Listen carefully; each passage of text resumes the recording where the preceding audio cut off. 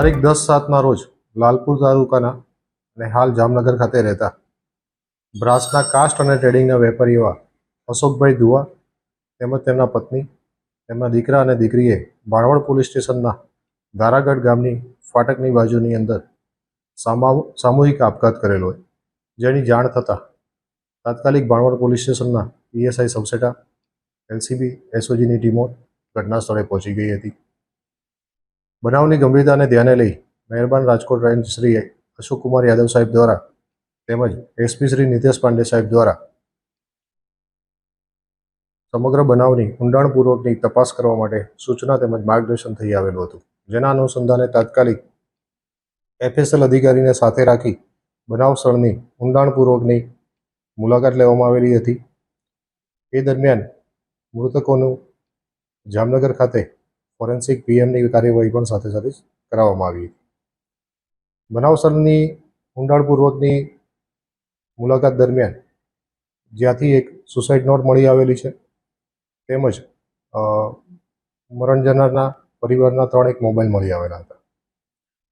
જે સુસાઇડ નોટની અંદર આરોપી નંબર 1 વિશાલ ફતુભાઈ જાડેજા, વીએમ મેટલ્સ બ્રાસપાટના વેપારી, રહેવાસી જામનગર, તેમજ આરોપી નંબર 2 વિશાલ પ્રાગડા, એ પણ બ્રાસપાટના સ્ક્રેપના વેપારી છે. એ બંનેના નામ એમાં લખેલા હતા. જેમાં આરોપી નંબર 1 વિશાલ જાડેજા દ્વારા મરણ જનારને પૈસાની લેતી દેતી બાબતની ધમકીઓ અને પૈસાની ઉઘરાણીના કારણે તેમજ આરોપી નંબર 2 દ્વારા મરણ જનારને 5,53,000 જેટલી રકમ આપવાની હોવાની બાબત જણાવેલી હતી, જે એમને 5 મહિનાથી આપતા ન હતા. એના પરિણામે એમને સમગ્ર આપઘાત કરવાનો બનાવ બનેલો છે એવું જણાવેલું હતું.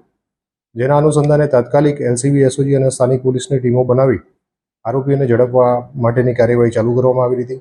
જેમાં ગઈકાલ સાંજે આરોપી નંબર 1 વિશાલભાઈ પ્રાગડા અને આરોપી નંબર 2 વિશાલ ફતુભા જાડેજા, એ બંનેની ધોરણસરની અટક કરેલી છે.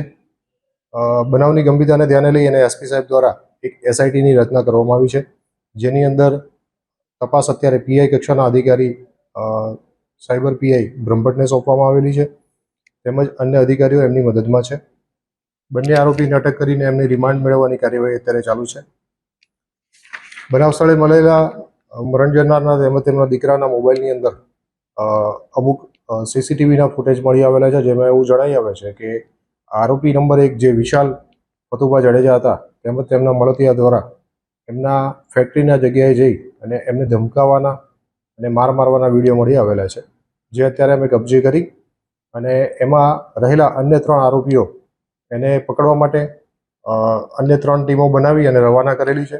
ઝડપથી એમને અટક કરી લઈશું, તેમજ એફએસએલ અધિકારીને પણ સાથે રાખી કોઈ પણ પુરાવા રહી ન જાય અને તપાસ ઊંડાણપૂર્વકની થાય એના હેઠળ મારા સુપરવિઝન હેઠળ એમની જે મરણ જનારની સુસાઇડ નોટ છે એની અંદર એવું જણાવેલું છે કે આ બંને બ્રાસપાટના જે ભઠ્ઠી અને એના સ્ક્રેપના મેટલ ના સાથેના વેપારીઓ છે.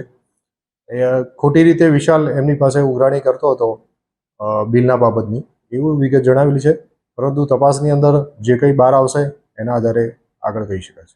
હજુ અન્ય 3 આરોપી બાકી હોવાથી અત્યારે હું વિગત ડિક્લેર નહીં કરી શકું.